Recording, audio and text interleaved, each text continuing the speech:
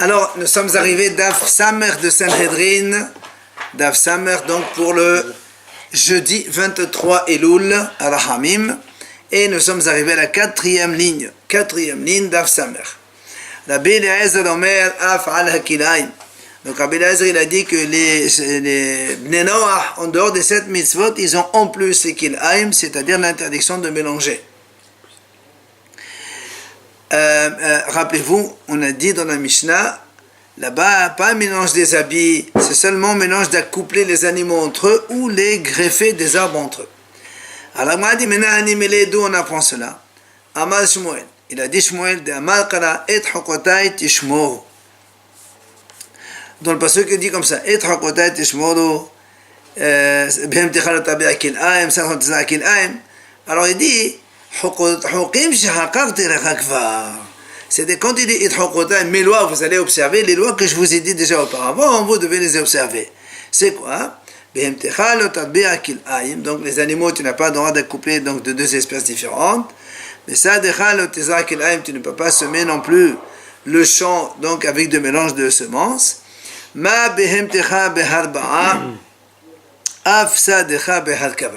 De la même façon que l'interdiction sur les animaux, c'est d'accoupler deux animaux en même temps, la même chose pour le champ, c'est seulement donc greffer un arbre sur un autre. C'est interdit pour les goyim aussi. De la même façon que l'interdiction d'accoupler les animaux, c'est aussi bien en Israël qu'en dehors d'Israël. C'est la même chose pour donc les champs, l'interdiction de greffer des arbres donc différents, c'est aussi bien en Israël qu'en dehors d'Israël. Alors la Gemara dit ici c'est comme ça, le pasuk il dit Hashim il dit au Bnei Israël d'observer la Torah et les mitzvot. On parle de la Torah de façon générale et ils vivront avec. Alors il dit, est-ce qu'on va dire la même chose? Est-ce que là-bas, il y a possibilité de dire c'est-à-dire que j'ai déjà ordonné à Bnei Noach? Là, on parle de toute la Torah, les Bnei Noach, ils n'ont pas eu ça.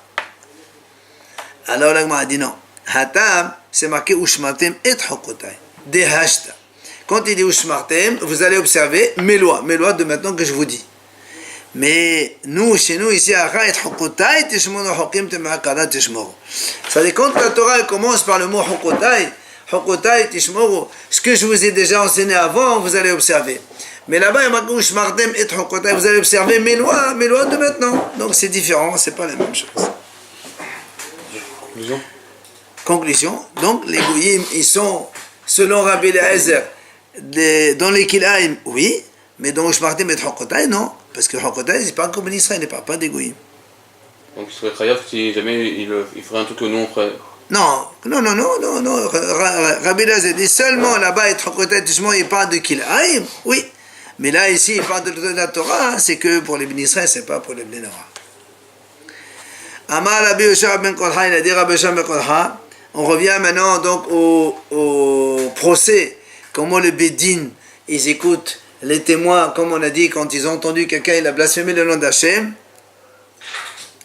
Alors on a dit que là-bas, les témoins, pendant le déroulement du procès, ils disent pas vraiment le blasphème réellement parce que c'est assourd, ils disent Yaki Yosé et Yosé. Amar Ravaha ben Yaakov. Il a dit Ravaha ben Yaakov, Eno Hayav, Ad Shivarech Shem ben Arba Otiyot. Quand est-ce que celui qui blasphème, il est Hayav donc d'être lapidé? C'est seulement si il blasphème le nom d'Hachem qui a les 4 lettres, donc le tétragramme. Là, pour que ben Shteotiyot de là. Donc c'est pour exclure que si il blasphème le nom d'Hachem qui est composé de 2 lettres seulement, cela c'est pas donc condamnable à mort. Alors là on m'a dit pshit, qu'est-ce que tu m'apprends? C'est ce qu'on a vu dans la Mishnah, il y a marqué Yake Yoset Yoset Nan. La Mishnah on a dit que les témoins ils disent que lui il a prononcé cette phrase Yake Yoset Yoset Yoset, il y a 4 mots. Donc on parle bien du nom d'Hachem qui a 4 lettres. La Gemara dit non. La Gemara dit non parce que tu aurais pu dire stam comme ça on a dit le nom d'Hachem sans vraiment vouloir préciser 4. Donc ça peut être 4 ou 2. Alors on t'apprend que non, monsieur, que la condamnation à mort, elle n'est uniquement que pour le nom d'Hachem qui a 4 lettres. Et qu'à des Ambre, il y a une autre version qui dit comme ça. Amar Abaha Bale Yaakov Shema Minna, Shem Ben Abba Oteot Nami, Shem Hu. On m'a dit, Abaha il a dit comme ça. On en déduit de là que le nom de 4 lettres, c'est aussi le vrai nom d'Hachem. C'est-à-dire, il ne faut pas dire le Shem HaMeforash. Le Shem HaMeforash, le vrai nom d'Hachem qui a 42 lettres. Il dit non, ici on parle d'un nom de 4 lettres, c'est tout. Alors on m'a dit Pshit, mais c'est évident puisque nous, là aussi on dit il y a Ke Yoset Yoset Nan. On a vu dans la Mishnah qu'il y a Ke Yoset Yoset. Là aussi il lui répond la même chose. J'aurais pu penser non, qu'il est Hayamita seulement pour le nom, le grand nom d'Hachem de 42 lettres. On te dit non, même 4 lettres, c'est déjà condamnable. On le connaît ce nom? Moi je ne connais pas, mais c'est sûr qu'il existe quelque part. Dans la Gemara, c'est marqué? Non, pas dans la Gemara. Nirma la din v'choulé. Après on a dit que quand le procès est terminé, on est obligé de faire répéter au un des témoins donc ce qu'il a dit réellement. Et on a dit là-bas que les juges ils étaient debout et ils font créa, ils déchirent leurs habits, qu'ils n'ont pas le droit de recoudre après. Alors la Gemara a dit d'où tu apprends qu'il faut qu'il soit debout? Amar Rabbi Ishaq Barami, il a dit Rabbi Ishaq Barami, parce que de Amar Kara ve'ehud ba'ela ve'hu yoshev ba'aliyat ha'makra asher lo levado. Ça c'est dans Shoftim, là-bas on parle du juge Ehud, il est parti voir Eglon, le roi de Moab. Et il lui a dit Vayomer Ehud, davar Elohim li elecha. Devar, il faut le dire. Voilà. Il lui a dit, Ehud à Eglon, le roi de Moab, j'ai un message divin vers toi. Et là-bas, le navire raconte, Vayakom ala kissé. Et il s'est levé de suite à Eglon pour Kavod Hashem. Alors, il dit, l'autre va dire, Omar ben Moab, chez Unochri, Velo Yada, Ella Bekinouy, Ahmad, Israël, Veshem Ameforash, Al-Had, Kama Vechama, Makor Chama. Il dit, donc tu vois bien ici déjà Eglon, qui est le roi de Moab, qui est donc Goy. Il ne sait pas le nom d'Hachem le vrai, il connaît le nom d'Hachem que par surnom, parce que c'est un Goy. Pourtant, il s'est levé, il s'est mis debout. Alors ici, il s'agit des Juifs qui vont entendre le vrai nom d'Hachem, a fortiori qu'ils doivent se lever. C'est bizarre qu'on ait cette raison quand même. Je suis cette raison d'un Goy. Un Kalvahom. Non, ouais, mais wow. Koraïn Menalan. Après, on a dit ils doivent déchirer. On a dit d'où on apprend qu'ils doivent déchirer. Alors il dit, directive, c'est marqué dans le passo. Bayavo Eliakim ben Hilkiah Begomer. Veshavna Hasofer. Veyoach ben Asafa Mazkir Eheskia. Okedoai Veradim. Wayagido. L'autre devrait Rav Shakeh. Ça c'était, rappelez-vous, on a raconté déjà une fois l'histoire. Rav Shakeh c'était un des officiers de Heskiah qui lui a tourné après il est parti rejoindre le camp ennemi. Et là-bas, avec Sanherib, il a commencé à blasphémer le nom d'Hachem. Et donc il est marqué ici, Eliakim, Shavna, Yoach, ils sont venus raconter à Heskiah ce qu'ils ont entendu. Et quand ils sont venus, ils étaient Begadim. Ils avaient les habits déchirés. Mashma, le fait qu'ils avaient entendu là-bas le blasphème d'Hachem, alors ils ont déchiré déjà leurs habits. Après on a dit, l'homme ahin dans la mission, on a dit, donc quand des dayanim ils déchirent leurs habits, ils n'ont pas le droit de le recoudre plus tard à jamais. L'agma a dit, mais d'où on sait cela? Amar Rabbi Abahu, atia qiri'a qiri'a.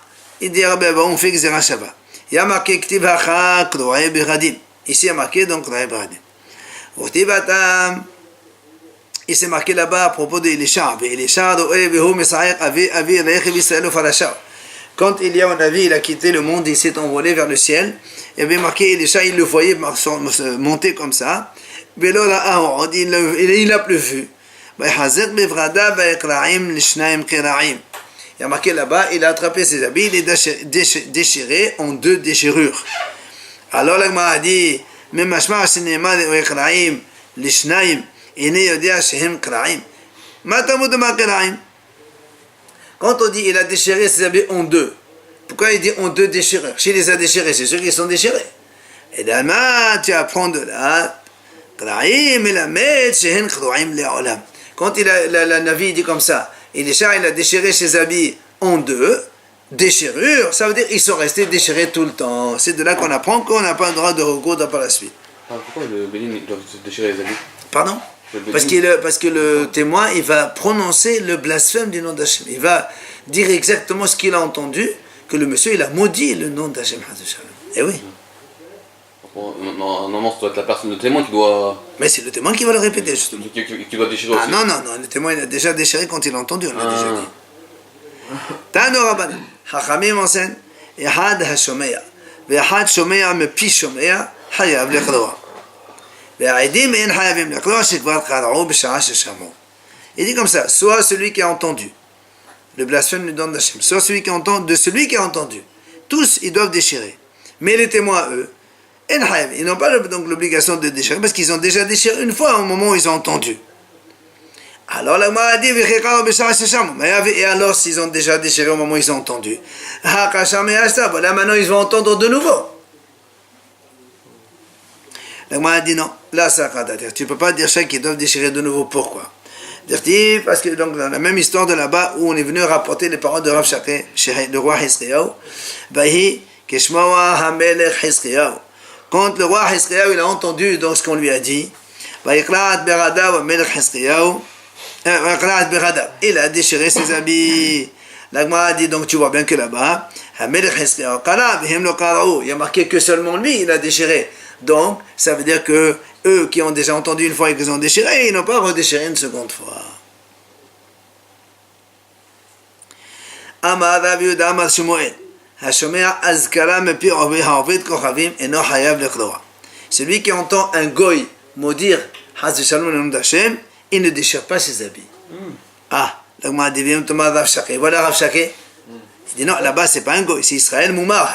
C'est un Israël, donc renégat, c'est pas un goy. Il pensait que c'était un goy. Oui, parce que lui, Rav Shakeh, il est parti dans, il a rejoint le gang goy. C'est celui qui avait une yeshiva, c'est ça?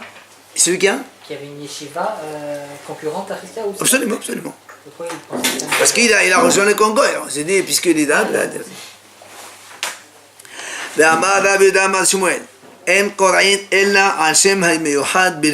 là, pour quelques nuits de là. Et Rav Yehuda nom de Shmuel, il dit encore une deuxième chose.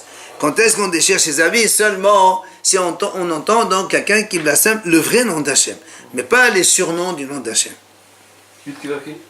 C'est ça.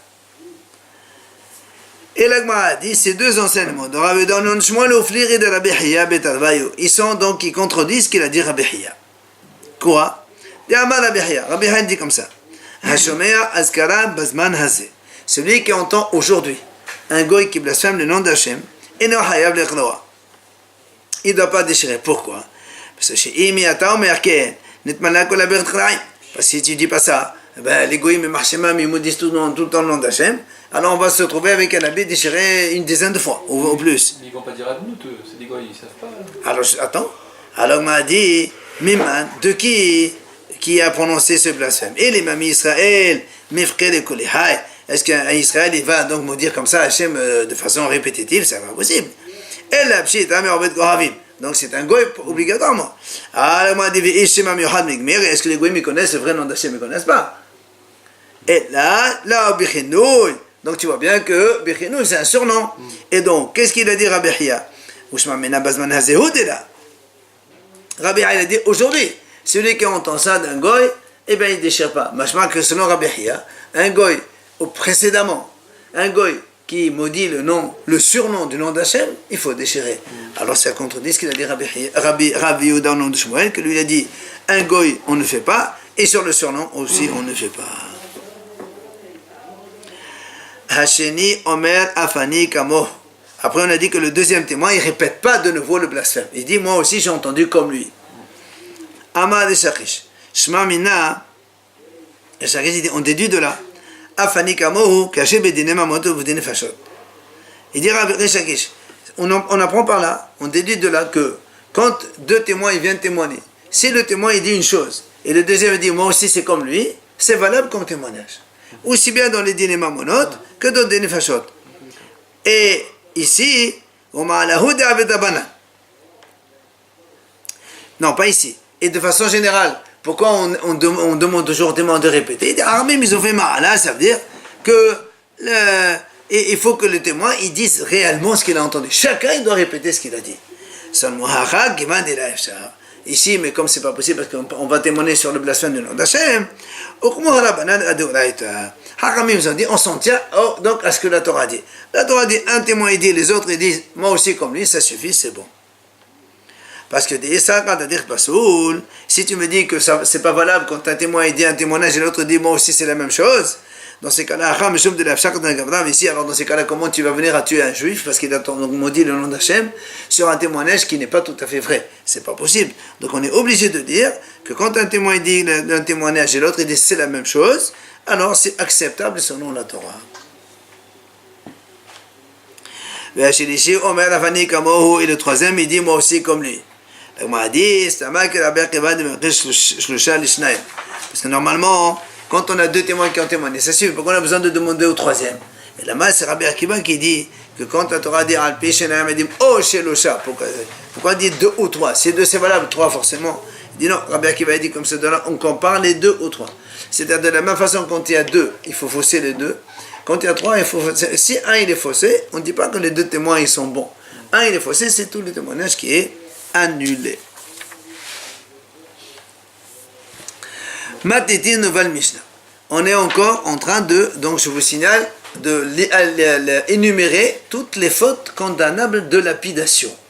Précédemment, on a vu donc celui qui blasphème. Là, on va voir maintenant Ha'aved Avodat Kochavim. Celui qui fait la Avodah Zara aussi, il est donc lapidé. La Mishnah, elle détaille. Ehad Ha'aved, soit celui qui donc adore, il sert la Avodah Zara.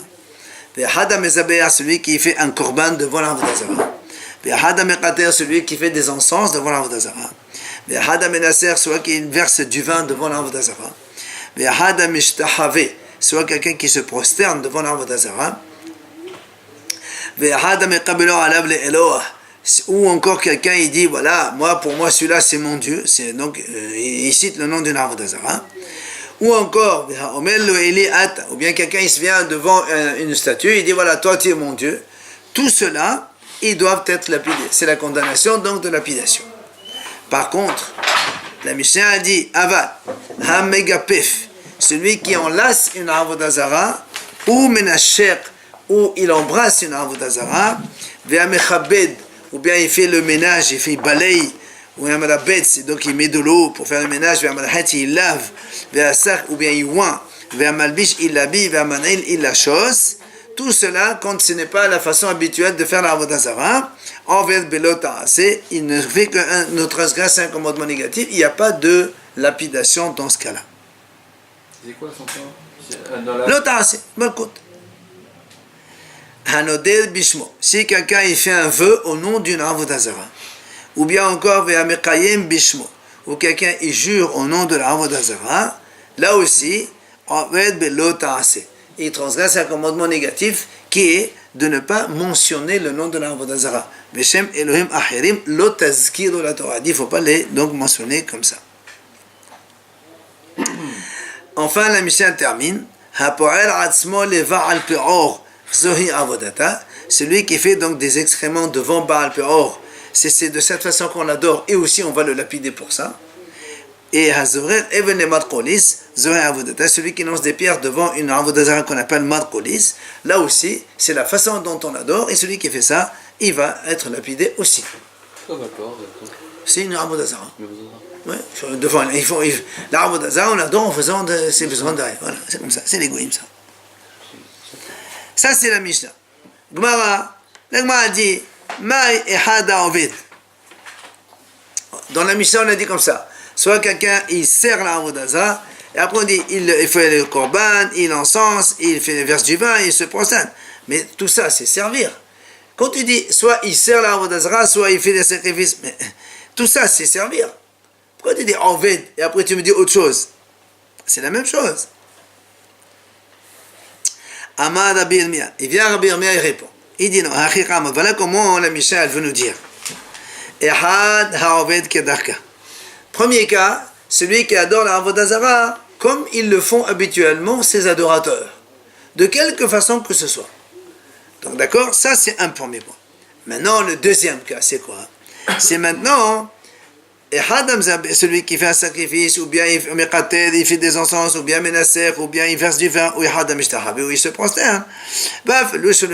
Même si ce n'est pas l'habitude de faire. C'est-à-dire quelqu'un qui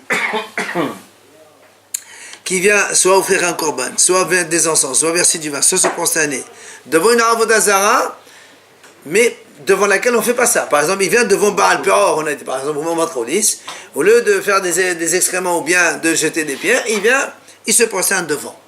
Ben, ça s'appelle quand même comme une adoration et c'est lapidable. D'accord? Pourquoi Haramim, on va voir donc dans la suite, on dit, c'est tous les services que l'on fait dans le Beit HaMikdash pour donc les Hashem Yitbarach, eh bien, on n'a pas le droit de les faire pour d'autres adorations, même si ce n'est pas leur façon de faire. Mais la deuxième chose, c'est que dans les autres adorations, n'importe quelle façon de faire, si on l'a fait, il est rêve de lapidation. D'accord?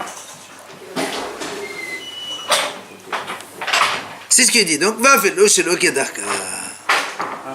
Alors vient l'Agmara dit, Vilachov nami zorer. L'Agmara dit pourquoi on n'a pas compté dans la liste zorer, celui qui asperge le sang. Puisque nous, on sait que quand on fait un korban, il y a la shrita, on réceptionne le sang, on amène devant le mesbih, après on asperge. Pourquoi tu n'as pas compté ça? Ça fait partie des services dans le Beit HaMikdash. Amal Abaye, il y a Abaye répond, il dit Zorek, Haïno Menasser. Il dit non, Zorek, asperger, c'est la même chose que Menasser, qui est donc le verset du vin, c'est la même chose que verset du sang, c'est pareil. La preuve, l'agma, des directives, Balaser Neskehem Middam. Il y a marqué donc verset du sang. Donc tu vois bien que le mot Menasser, ça concerne aussi le sang.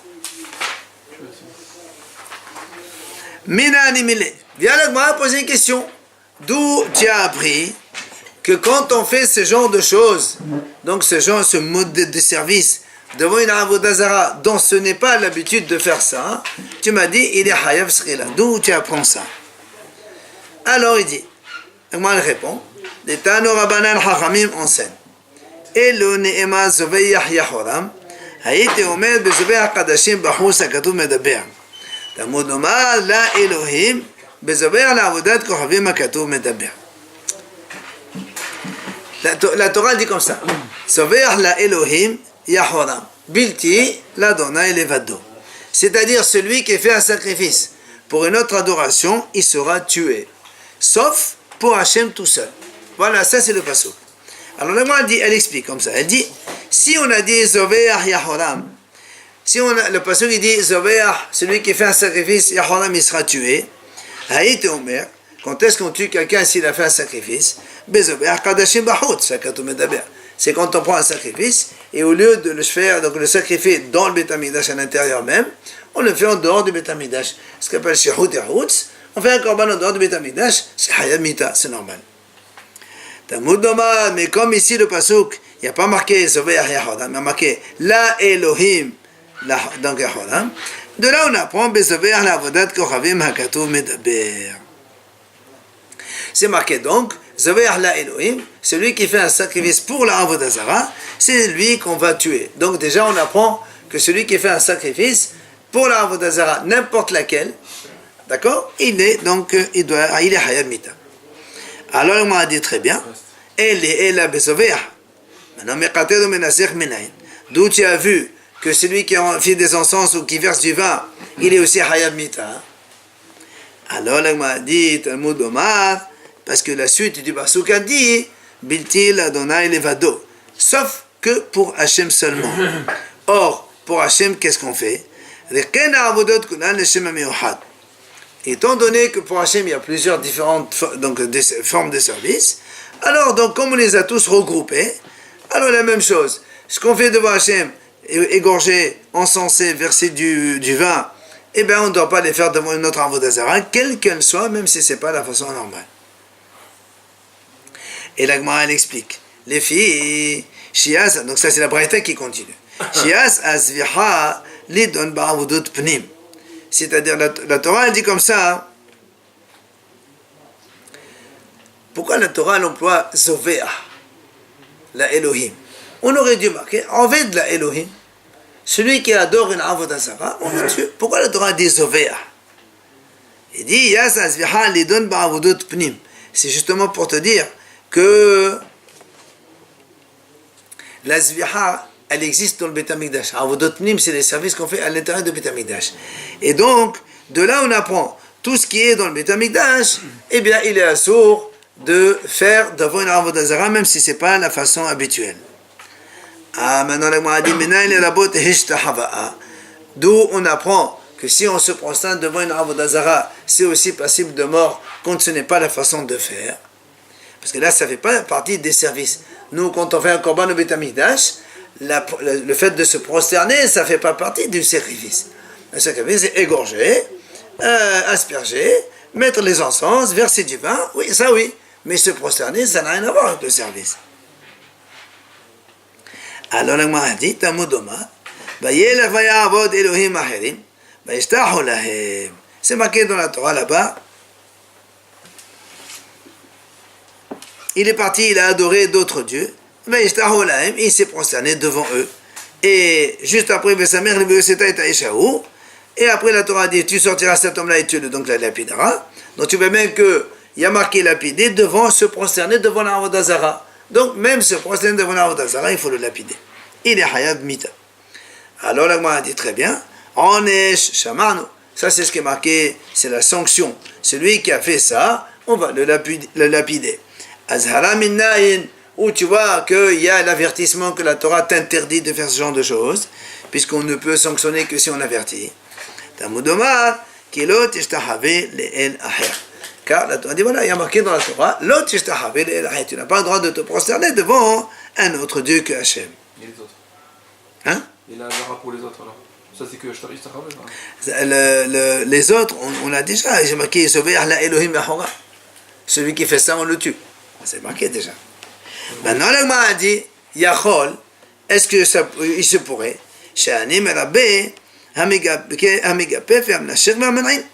alors je vais, moi, dire comme ça, je vais généraliser, même celui qui enlace ou qui embrasse une avodah zara ou qui la chose, eh bien, il est aussi hayamita.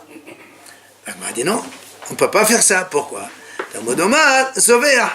C'est pour ça que la Torah a marqué Zovéa la Elohim, et Zovéa, ça n'a rien à voir avec, donc, embrasser ou enlacer ou autre. Zovéa, c'est dans la chita. C'est sacrifié, voilà. Maintenant, la Gemara a dit, Zebiha bichlal hayta, belama yasa. Alors, la Gemara a dit, maintenant, c'est vrai, Zebiha, elle était incluse dans toute la avodah zarot. Quelqu'un, la Torah a dit, tu ne fais pas la avodah zara, ça inclut, donc ne pas faire des sacrifices.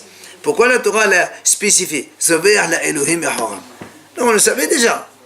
Il dit non. Tu sais pourquoi la Torah l'a sorti à part? Les hakish et les ha. C'est pour comparer avec elle les autres. Veloman là, pour te dire ma zeveha miyuhedet she'avodat pnim v'hayavim aleh mita av kol she'avodat pnim v'hayavim aleh mita. C'est pour généraliser justement sur les autres services qui sont dans le Beit HaMikdash avec le sacrifice. De la même façon que zeveha, c'est-à-dire égorger, c'est une des choses qu'on fait à l'intérieur de Beit HaMikdash, et celui qui le fait en dehors, il est hayamit. Pour la avodah zara, la même chose, tout ce qui est service, eh bien, il le fait pour la avodah zara, il est hayamit. Maintenant, yas'ah hishtahaba ledon be'atzma. Maintenant, le se prosterner, ça ne fait pas partie du service. Le service du sacrifice, c'est, comme on a dit, égorger, asperger, encenser, verser du vin. Mais se prosterner, ça n'a rien à voir. Donc, se prosterner, c'est à part. C'est pas toute la avodah zarot qui a un zivir. Justement, même si c'est pas la façon habituelle de la avodah zara de faire la zera. question au début, on dirait que c'était normal. Non, Mais la Torah a dit, regarde, la Torah a dit, Zovéa la Elohim. Celui qui fait zviha pour une avodah zara, il faut le tuer.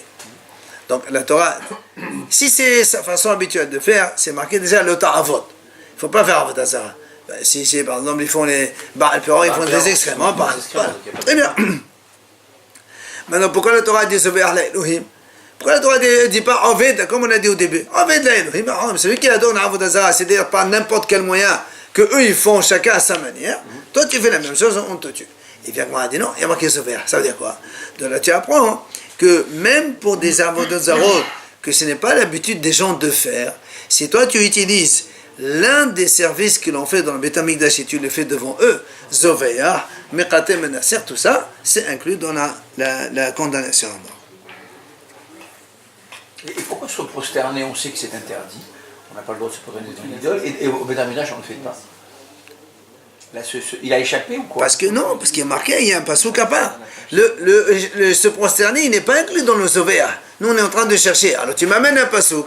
Le pasouk, il m'explique Zovéa, avec tout ce qu'il y a dans la Zvira, dans le sacrifice. Mais c'est Shtahaba, ça n'a rien à voir. Mais on a vu qu'il y avait un deuxième pasouk. L'autre, Shtahaba, dans la Torah, il ne faut pas. Amar mort, la Gemara, elle revient sur le début de la Breta. La Gemara dit, Hayit et Omer de Zovéa Kadashim, Bahoussakadou Medaber.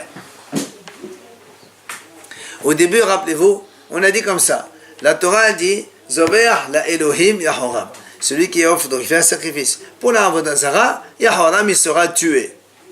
Alors nous, on a dit dans la Gemara, tout à l'heure, au début, dans le tout début de la Breta, si on a dit Zovéa Yahoram, celui qui fait sacrifice, on le tue, j'aurais pu penser qu'il s'agit de quelqu'un qui a fait un sacrifice en dehors du Beth Amikdash, parce que celui qui a fait un sacrifice, pourquoi tu veux le tuer? Il n'a rien fait. Zovéa, la Torah dit Zovéa Yahoram, tu fais un sacrifice, on te tue. Pourquoi? Et là-bas, on a dit dans la Gemara, parce que certainement, il a fait un korban qui était destiné au Beth Amikdash, lui il l'a mis en dehors du Beth Amikdash. J'aurais pu croire ça, c'est vrai, mais après on a dit, comme il a marqué la Elohim, donc on parle de la Avodah Zara.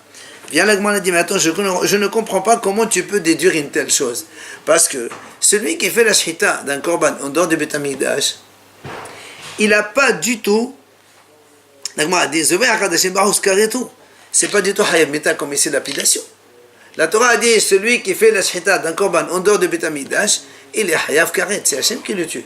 Donc qu'est-ce que tu me dis toi? Là-bas, quand la Torah dit, Zovéa, la Elohim, Yahoram, c'est-à-dire il sera tué par le Beddin. Alors toi tu me dis, tu sais quoi? S'il y avait marqué Zovéa Yahoram, j'aurais déduit que celui qui fait la shchita d'un animal en dehors du Beth Amikdash, le Beddin il va le tuer.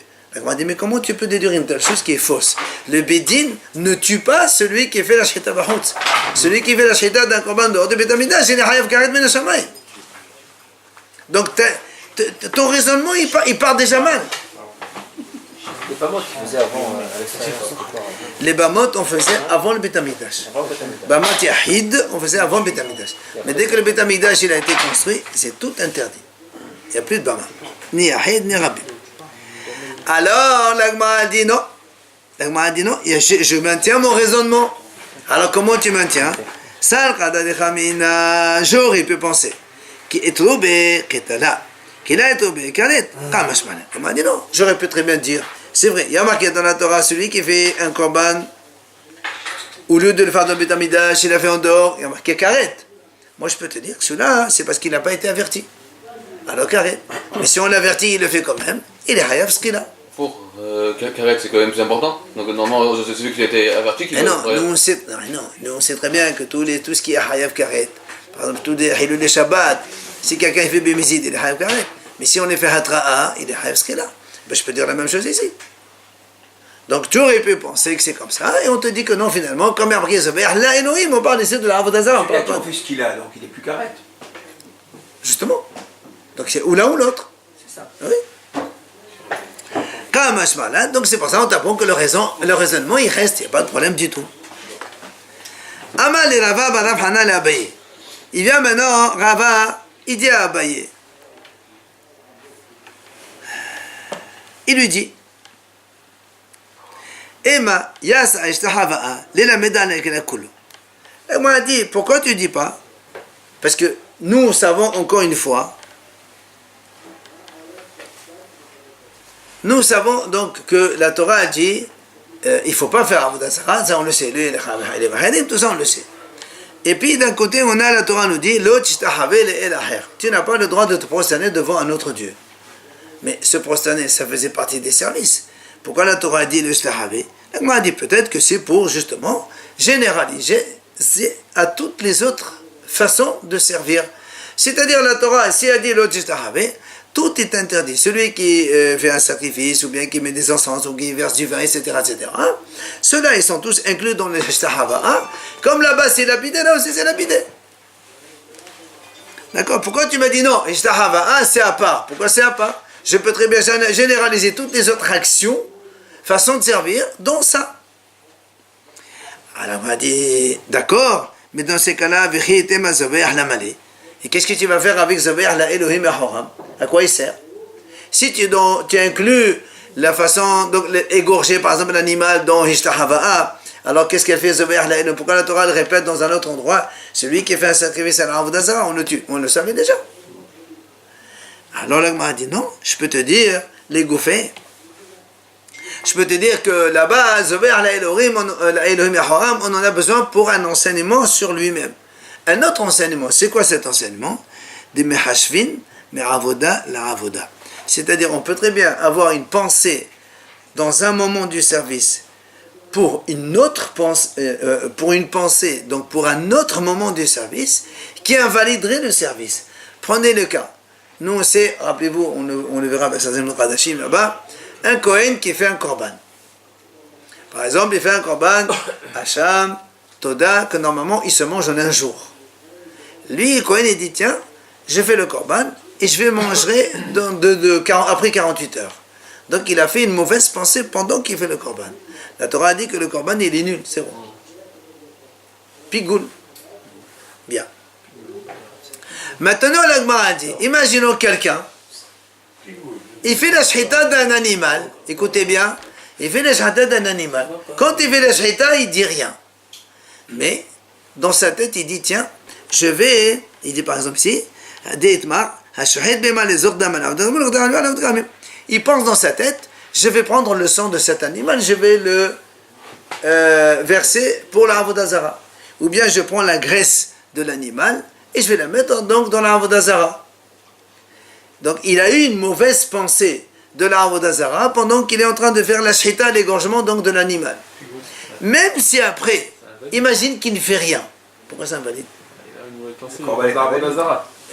korban est invalide. Pourquoi c'est invalide? D'abord, c'est pas un korban, il est en train de faire la shhita d'un animal, lui.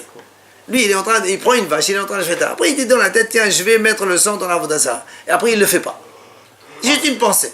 Est-ce que la pensée, pour une Avodah Zarah, ça s'implique, ça s'imbrique avec ça? Parce que nous, dans les korbanot de Beit HaMikdash, on sait que ça marche. Dans le Beit HaMikdash, ça marche. Mais est-ce que pour la Avodah Zarah, ça marche? C'est ça la question. C'est pour ça que m'a dit. Là aussi, hein. L'Avera en pensée, ça marche? On avait vu, c'est là pour... L'Avera en pensée. Mais là, il ne fait pas d'Avera. Mais oui, la pensée, elle est partie. Non. Il n'y a pas la pensée quand tu fais la shkita. On ne va pas le pénaliser. La pensée de la Avodah Zarah, elle ne marche pas. Il n'y a que dans la Avodah Zarah, la pensée de la Avera. La pensée dans la Avera, c'est pas pareil. Sauf la Avodah Zarah. Mais là, il dit, je vais verser le sang. Je vais verser, mais je ne l'ai pas versé. Pour la Avodah Zarah. Très bien. L'animal, il est assaut. Est-ce que je peux manger cet animal? C'est ça toute la question. Est-ce qu'on peut imbriquer les deux? Dans le Beit HaMikdash, on a dit ça marche. Mais là, il est où? Il est en dehors du Beit HaMikdash? Ouais, ben, il égorge un animal à l'abattoir pour lui, là. Il n'y a pas de korban. Dans le Beit HaMikdash, un degré d'exigence particulière. Dehors, non. Ça, alors, c'est pour ça que l'Agma ramène. Allez, s'il vous plaît. C'est pour ça que l'Agma ramène.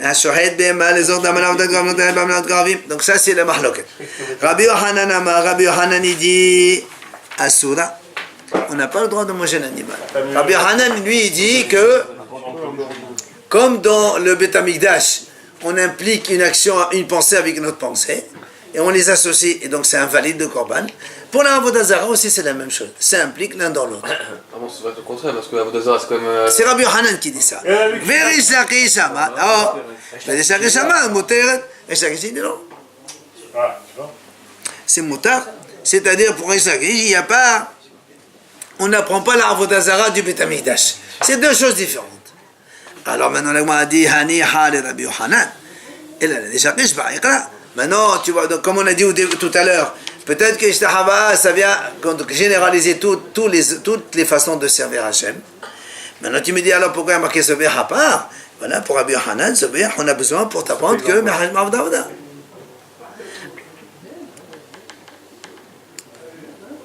Donc pour Rabbi Yochanan, ça marche très bien. Mais pour les Shakish, on a besoin du passage au Zaveh. Il n'est pas pour rien. Donc selon Rabbi Yochanan, il y a donc le mot Zaveh, on n'en a pas besoin parce qu'il a appris déjà de Pigoul, de Betamidash. Alors que les Shakish, il te dit, j'ai besoin de ce passage-là. On a vu qu'une bête D'accord. qui est égorgée, qui est consacrée à l'œuvre des Arabes, on peut la manger. Pardon? Quelqu'un tue une bête et après veut la laisser, on peut la manger. Mais pour l'instant, il n'a pas. Donc on peut la manger, celle-là. Non, il y a Mahlouk, donc tu vois bien, il y a Mahlouk de Rabbi Yochanan. D'accord, mais on a vu aussi qu'on peut la Demain, on continuera sur le Mahlouk. Pour ça que,